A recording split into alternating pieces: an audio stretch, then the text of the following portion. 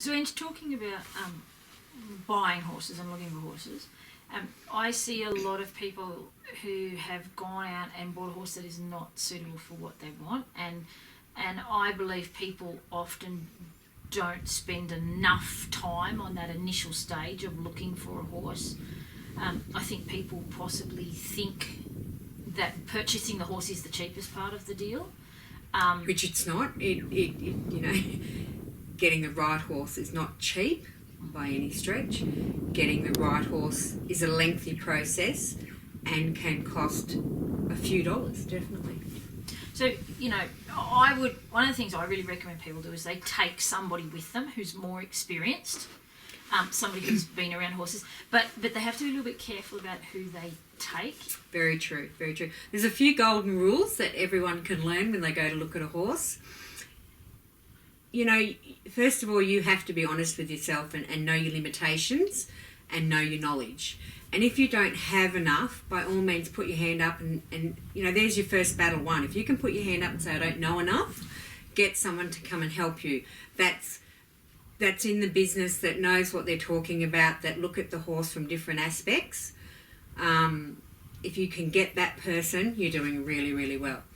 Turn up to go and buy a horse at least an hour earlier, because unfortunately the world of horses that we live in, there are some very unscrupulous people that we call them turners. You buy a horse off them, they've had it for a few weeks and then they sell it on for good money, and that horse is sometimes not suitable to that rider.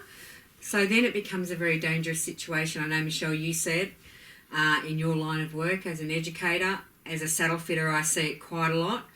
And it's heartbreaking when you go to a saddle fit and you see a horse they've paid $2,000 for, and the kids probably sat on a horse a few times, and they've told the parents that have limited knowledge that this horse is so quiet you could put a bomb under it. Well, there's no horse like that. Then the kids fallen in love with the horse, and it's going to be a disaster, So taking someone with you and turning up early and ask lots of questions. Ask lots and lots of questions. Get that person to ride that horse around before you do, or if they're selling it as a kid's pony, get them to put their kids on that pony. That's always a good one. Yep. And I'm really big. Let's say you're going to buy a horse for a beginner rider, and so you yourself get on it. Get on and ride it like a beginner. Like, get on and flap all over it and fall on it. And I'm really good at flapping on a horse. Like, I've got great arms and legs that can go left, right, and up and down. So yeah, for sure. Yep. Throw everything possible at the horse. If they're saying it's quiet, throw it. It's probably got a rug laying around or a saddle cloth. Wave it around its head and its back end, and if it's quiet, it will put up with this sort of stuff. Definitely.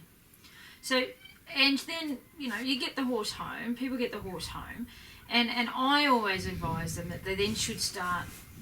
I always advise people that they assume that the horse has had nothing done. So if the seller says that the horse had its teeth done 3 months ago, I ignore that. If they say it was drenched 2 weeks ago, I ignore that. My golden rule is drench it as it's walking off the float.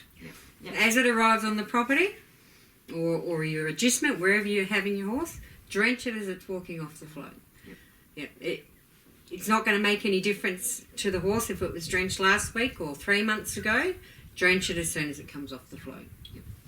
And then from there, it's that process of getting the teeth done, of getting its shoes done, of vaccinating it. Vaccination is something in adjustment centres, I think, that is a big issue. Tetanus and strangles. Yeah, very, very important. Tetanus and strangles. A lot of people don't know about that, but it is very important, especially when you're in an area where there's lots of horses. Very important. So then, it comes to the gear. Okay, so we have gone and we've purchased a horse and we're now, we've either got our equipment already or we're looking at buying more equipment. Now, obviously, for you as a saddle fitter, yep, you're very keen, and I am too.